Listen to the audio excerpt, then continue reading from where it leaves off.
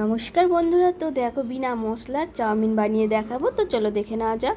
তো এই যে কড়াতে জল বসিয়ে দিয়েছি, জল বসিয়ে দিয়ে একটু সাদা তেল দিয়ে দিয়েছি। সাদা তেল দিয়ে দেওয়ার পর এই যে চাউমিনটাকে সেদ্ধ করে নিলাম। চাউমিন সেদ্ধ হয়ে যাওয়ার পর এবারে এই চাউমিনটা একটা ঝাঁঝরির মধ্যে এই যে ঢেলে নিয়েছি জল ঝরানোর জন্য। তো এই যে কড়াতে আবারও তেল দিয়ে দিয়েছি। তেল দিয়ে দেওয়ার পর এই যে কাঁচা লঙ্কা দিয়ে দিয়েছি। কাঁচা লঙ্কাটা ভাজা হয়ে যাওয়ার পর আলু দিয়ে দিয়েছি। আলু দিয়ে দেওয়ার পর যে ভালো করে লাল লাল করে ভেজে নিলাম। দিয়ে নুন হলুদ দিয়ে দিয়েছি। আরও একটু ভালো করে ভেজে নিতে হবে লাল লাল করে।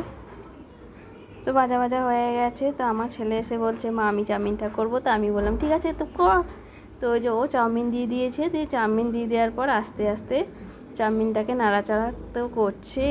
তো কি অবস্থা, কড়াইতে লাগিয়ে ফেলেছে, একদম তলাতে ধরে গেছে, পারছে না করতে। তা বলছে আমি করব, আমাকে দিল না, আমি চাইলাম।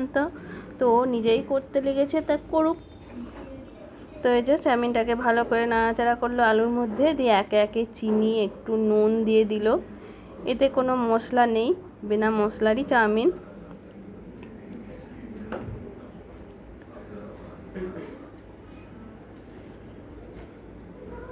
দিয়ে এই যে হয়ে যাওয়ার পর এই যে একটু আমার ছেলে সস দিয়ে দিল। সসটা দিয়ে দেওয়ার পর এবারে ভালো করে নাড়াচাড়া করে নেবে।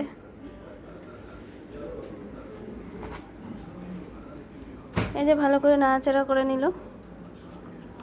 তো চারিদিকে তো ছড়িয়ে তো এক এক করে দিয়েছে। তো এই যে পুরো কমপ্লিট হয়ে গেছে দুই ভাইয়ের জন্য চাউমিন। তো যদি ভালো লাগে তো লাইক